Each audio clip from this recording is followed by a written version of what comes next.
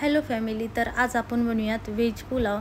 आणि व्हेज पुलाव बनवण्यासाठी मी हे सगळं साहित्य धुवून आणि चिरून घेतलेलं आहे. त्यामध्ये टमॅटो, बटाटा, कांदा, कोथिंबीर, शिमला मिर्च, फ्लावर, गाजर आणि वाटाणा एवढं साहित्य घेतलेलं आहे. आणि त्यामध्ये पुलाव मसाला घेतलेला आहे व्हेजचा, एव्हरेस्टचा. हे सगळं साहित्य मी घेतलेलं आहे. आणि मेन कॅरेक्टर म्हणजे आपलं तांदूळ घेतलेले आहेत.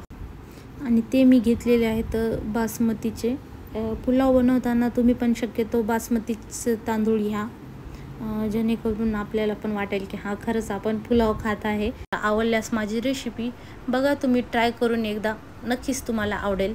आणि हे आपलं सगळं साहित्य इकडे ठेवलेलं आहे मी. आणि इकडं आपलं पातेलं ठेवलेलं आहे गॅसवरती तेल गरम होण्यासाठी. आणि आपलं तेल गरम झाल्यानंतर त्यामध्ये मी टाकत आहे अद्रक लसूणची पेस्ट. हे मी मिक्सरमधून काढून घेतलेली आहे बारीक अशी. आणि हे टाकल्यानंतर त्याला मस्त असं लालसर होऊ द्यायचे. त्यानंतर मधामध्ये सोडायचा आपला कांदा. आणि कांदा झाल्यानंतर बटाटा. असं एकानं साहित्य टाकायचं, कारण का एकदाच टाकल्यानंतर जशी हवी तशी चव आपल्याला येत नाही. कारण का त्या कोणतंच बरोबर तळतच नाहीत ना आपल्याला.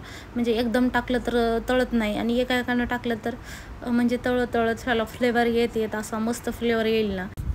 तर तुम्ही करून बघा असा. आणि हे नंतरून आपलं टमॅटो सोललेले आहेत त्यामध्ये मी टमॅटो पाणी सोडते ना थोडंफार, तर आपलं तेल जास्त दिसतं यामध्ये. तेल पण माझं मीडियम, जसं म्हणजे जेवढी क्वांटिटी आहे ना तांदळाची तेवढंच मी तेल घेतलेलं आहे. जास्त तेल पण घेतलेलं नाही. असं नाही की आपण जास्त तेल टाकलं तरच आपलं कोणतं पण जेवण वगैरे राहू टेस्ट होईल, असं काय पण नाही आहे. मी तेल प्रमाणानुसारच घेतलेलं आहे. त्यानंतर आपलं गाजर, फ्लावर हे सगळं साहित्य टाकलेलं आहे.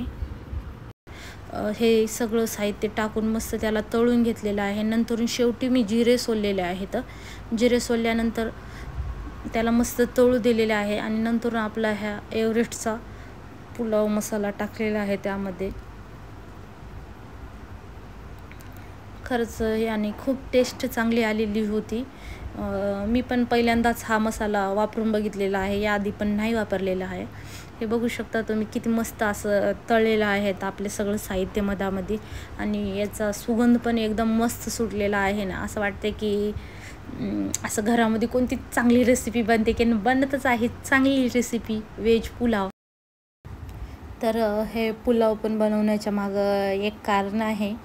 तर जसं म्हणतात ना, प्रत्येक गोष्टी मागं काही ना काही कारण असते. तर आमच्या ह्या पुलाव मागं काय कारण आहे, आणि ते कारण आहे हे की आम्ही गेलो होतो पिंपरी चिंचवडला मूव्हीज पाहण्यासाठी. आणि तिथं गेल्यानंतर म्हणजे आम्ही घरी नाश्ता वगैरे जेवण वगैरे केलं नाही. आणि तिथं गेल्यानंतर हॉटेलमध्ये गेल्या एका आणि मागितलं होतं पुलाव. आणि तुम्हाला सांगते त्यांची फुल पुलावाची क्वांटिटी एवढीशीच होती. आणि त्याच्यामध्ये टेस्ट नाही, काही नाही. फक्त त्यामध्ये होतं फ्लावर आणि वटाणा, तो पण 1-2च वटाणा होता. आणि काहीच नव्हतं. बाकी बासमती तांदूळ पण होते की नव्हते की माहिती नाही, फक्त मोठे मोठे दिसले तांदूळ. आणि एवढे भंगार होते. म्हणलं एवढं भंगार आणि या असल्या खाण्यासाठी आपण एवढे पैसे देतो, तर त्यापेक्षा थोडं मेहनत घेऊन आपण घरीच बनवलेलं बरं ना. म्हणून म्हणलं चला आपण घरी बनवून बघूयात काय जमते का नाही. म्हणून मी घेतलेलं आहे बनवायला व्हेज पुलाव. आणि त्यामध्ये मी जेवढ्या घरामध्ये होत्या तेवढ्या भाज्या घेतलेल्या आहेत. आणि हे आपले तांदूळ वगैरे मी टाकलेलं आहे. आणि आपलं पाणी पण जेवढं लागलेलं आहे तेवढं पाणी मी यामध्ये सोडलेलं आहे आता. आणि हे मी पाणी वगैरे मोजून टाकत नाही आहे, तुम्ही मोजून घेऊ शकता, असं काही नाही आहे. तर मी जेवढं पाणी टाकलं त्यामध्ये माझा पुलाव शिजून निघेल, एकदम मोकळा पण होईल याची मला गॅरंटी आहे. सगळं झाल्यानंतर त्यानंतर मी शेवटी मीठ सोडलेलं आहे.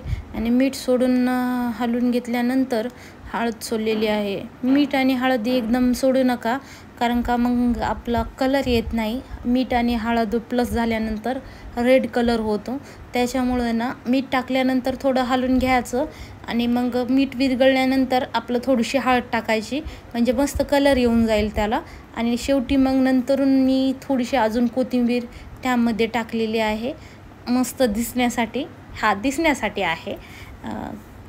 त्याचा फ्लेवर तर खूप मस्त आलेला आहे, मला माहिती आहे. कारण का त्याचा सुगंधावरूनच कळते की कशी रेसिपी झालेली आहे.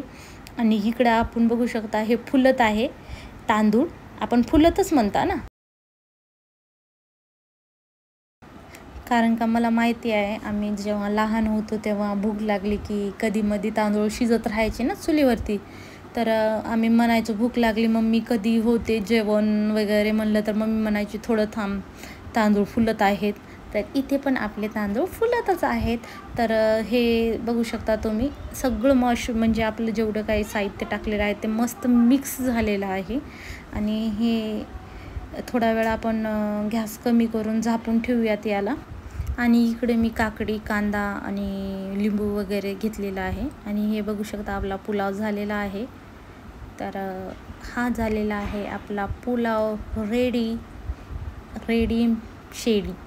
तर हे बघू शकता तुम्ही, तेवढं ऊन चमकते म्हणून बरोबर दिसत नाही आणि त्याची वाफ पण जास्त निघते ना, म्हणून तेवढं तुम्हाला दिसत नाही. पण हे बघू शकता मोकळा पण झालेला आहे, खूप मोकळा झालेला आहे आणि शिजलेला पण आहे. सगळं साहित्य एका जागी बसतात ना कोणाकोणाचे वरतीच येऊन, तसे वगैरे बसलेले नाही आहेत.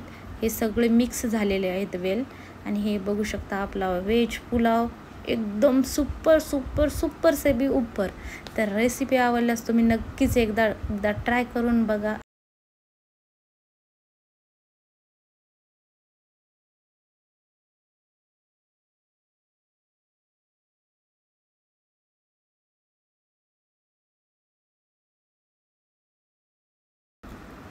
तर भेटूयात पुढील व्हिडिओमध्ये. Bye bye. आणि पूर्ण व्हिडिओ बघितल्याबद्दल थँक्यू.